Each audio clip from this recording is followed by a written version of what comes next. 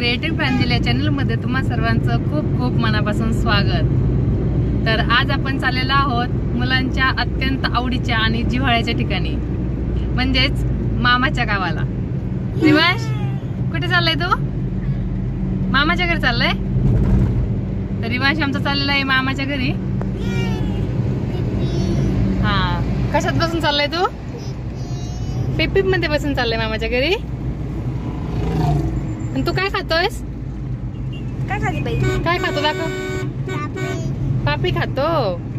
अरे वा। रिवाज, कुठे चाललाय तू? कुठे? मामाच्या घरी चाललाय? कुठे आहे मामाचं घर तुझं? तिथे आहे का? तर पुणे सोलापूर रोडने आपण चाललेलो आहे। तर हडपसर पासून साधारणपणे 20 ते 25 किलोमीटर वरती उरुळी कांचन म्हणून गाव लागतं। तर उरुळी कांचन गावापासून आतमध्ये एक 10-12 किलोमीटर आतमध्ये एक छोटीशी वाडी आहे, मेमानवाडी म्हणून। तर ते आहे माझं माहेर। गाडीत बसलं की आमच्या ताईला लागते भूक, तो ताई खात आहे कचोरी आणि रिवाज खात आहे पापडी। काय खाते बाळा तू? पापडी। आणि बाहेरचं वातावरण पहा, एकदम असं पावसासारखं वातावरण झालेलं आहे। तर जानेवारी आहे, थंडीचे दिवस आहेत, पण 2 दिवस झालं पूर्ण वातावरण असं पावसाचं होतंय आणि पाऊस कधीही येऊ शकतो असं वातावरण झालेलं आहे बाहेर। तर आम्ही आता आलेलो आहे थेऊर फाट्यावरती। तर इथून आतमध्ये गेलं की थेऊरचा गणपती लागतो। तर हा आहे थेऊर फाटा,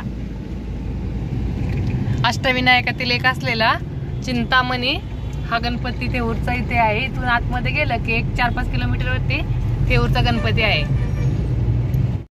आपण रेल्वे क्रॉसिंग पाशी आलेलो आहे आणि रेल्वेचं फाटक उघडं आहे, रेल्वे आलेली नाहीये, त्यामुळे इथे जास्त वेळ थांबायला लागलेलं नाहीये।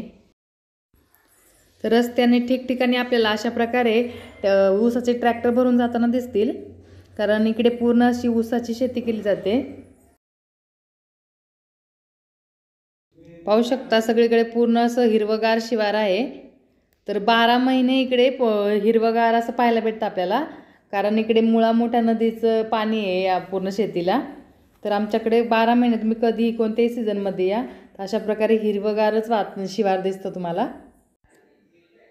तर हे ऊसाने भरलेले ट्रॅक्टर काही कारखान्यावरती जातात, साखर कारखान्यावरती साखर बनवण्यासाठी, आणि काही ऊस हे गुऱ्हाळावरती दिले जातात ज्याचा गुळ बनतो। तर आता आपण आलो आहे बहुरापूर येथे। तर या बहुरापूर गावामध्ये एक छोटीशी टपरी आहे खाऊची, जी गोळ्या बिस्किट वगैरे मिळतात। तर ही पहा, ही टपरी आहे, आजी आहेत त्या। आणि आम्ही स्नेहा म्हणजे एकदम छोटी, रिवाज एवढे असल्यापासून आम्ही इथे दरवेळेस जाताना खाऊ घ्यायला थांबतो आणि इथं तिला नेहमी खाऊ घ्यायचा असतो। तर आम्ही इथे खाऊ घ्यायला थांबलेलो आहे, दरवेळेस इथे आम्ही थांबतो। तर आजीसुद्धा खूप ओळखीच्या झालेल्या आहेत या, आणि गेलं की पहिल्यांदा त्यांनी रिवांशला एक बिस्किट पुडा काढून दिला हातामध्ये खायला, आणि नंतर मग आम्ही बाकीच्या गोष्टी घ्यायला सुरुवात केली। तर मॅडमने आमच्या भरपूर असं पिशवी भरून खायला घेतलेलं आहे, काय पाहिजे ते, कुरकुरे, गोळ्या, बिस्किट। आणि आता आम्ही निघालो आहे पुढच्या प्रवासाला। तर आता आम्ही बहुरापूरमधून निघालेलो आहे पुढे। बहुरापूर हे एक आदर्श गावाचा पुरस्कार मिळालेला आहे या बहुरापूर गावाला। ही ग्रामपंचायत बहुरापूर आहे ना, तालुका हवेली आहे ना, या हवेलीवर लोकांनी व्हिडिओ टाकलेत। हवेली तालुका हरवला आहे आणि सापडल्यास आम्हाला कळवा। कसं काय?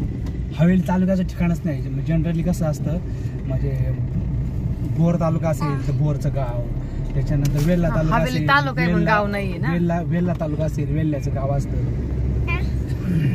तसं पुरंदर आणि हवेली हे 2 तालुके आहेत की जे त्यांचं तालुक्याचं ठिकाण मिसिंग आहे।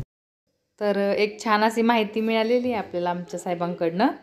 तर पाहू शकता इकडे पूर्ण असं सगळीकडे हिरवगार असं शिवार आहे। तर आता आपण आलेलो आहे नदीवरती, म्हणजे ज्या नदीबद्दल मी तुम्हाला बोलले होते, मुळा मोठा नदी। तर ही ती मुळा मोठा नदी आहे, ज्याचं पाणी इथे पूर्ण आजूबाजूच्या शेतीला असतं, त्यामुळे इथे पूर्ण ऊस बागायती शेती असते आणि कायम हिरवगार असतं। तर आम्ही या नदीवरती थोडा वेळ थांबलो होतो, मुलांना नदी दाखवायची होती दोन्ही। तर ही मुळामुठा नदी म्हणजेच या नदीला पूर्ण पुण्याचं सांडपाणी असतं. त्यामुळे पुण्याचं सांडपाणी असल्यामुळे या नदीला कधीच कोरडी पडत नाही. म्हणजे मी आत्तापर्यंत कधीच नदी कोरडी पडलेली पाहिली नाही. कायम याला पाणी असतं. तर या नदीवरून पाईपलाईन वगैरे करून शेतीला पाणी नेलं आहे. म्हणजे माझ्या वडिलांच्या शेतीलासुद्धा या नदीचंच पाणी आहे. आणि तसंच जे पुरंदर उपसा सिंचन जी योजना आहे, म्हणजे जे पुरंदर तालुक्याला पूर्ण पाणी गेलेलं आहे, तर ते पाणीसुद्धा याच नदीचं पाणी आहे. तर आत्ता आपण आलेलो आहोत आष्टापूर फाट्यावरती. तर ज्यावेळेस आम्ही कॉलेजला वगैरे जायचो त्यावेळेस इथे काहीच नव्हतं. एक छोटंसं टपरी होती, हॉटेल होतं म्हणजे टपरी टाईप. फक्त वडापाव भेळ वगैरे भेटायची तिथे.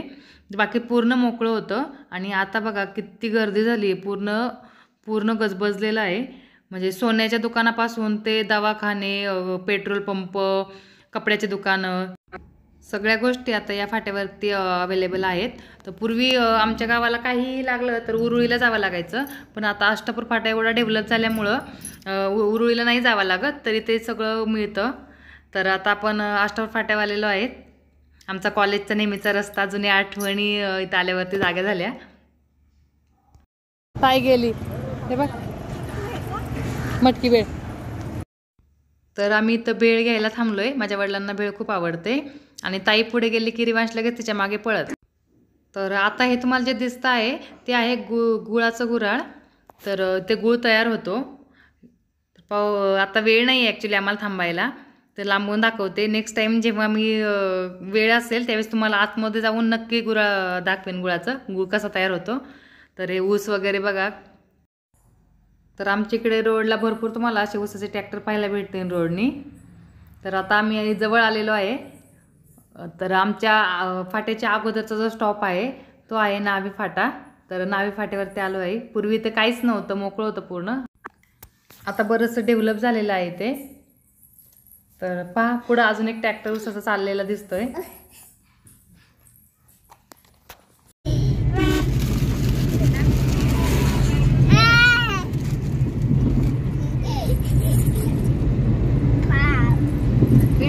आमचं चालू आहे मस्ती